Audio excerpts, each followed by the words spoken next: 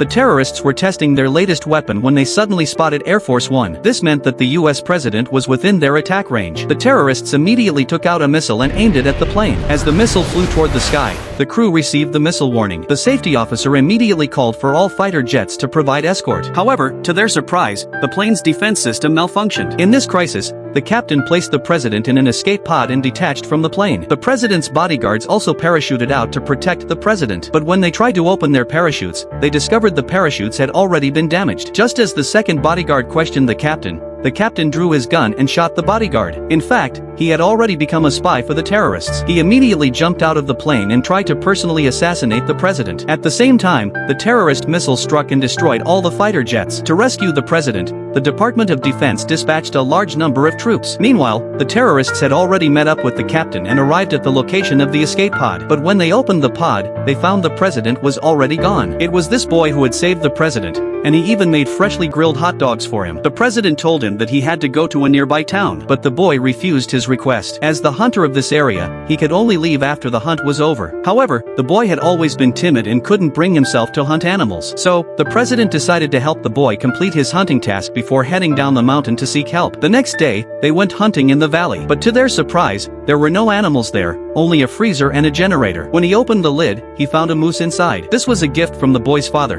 because it was the boy's birthday. At the same time, the president discovered the body of his bodyguard. He realized that someone had betrayed him, so he picked up a submachine gun. Sure enough, at that moment, the captain arrived on the scene. The boy quickly drew an arrow, but the next second, he made a fool of himself. As the saying goes, where there is Arthur, there is Merlin. The president raised the submachine gun to shoot, but because he didn't know how to load it, the captain easily took away the toy. The boy, frightened by the turn of events, ran away with the moose on his back. To humiliate America, the terrorists forced the president into the freezer. They planned to turn him into a human specimen and display him to the world. By the time the Pentagon received the intelligence, it was too late. Even if they sent soldiers now, they couldn't arrive in time to rescue the president. In this critical moment, the boy saw a photo of his father when he was young. Remembering his past cowardice, the boy decided to be brave. He then jumped up and leaped toward the freezer.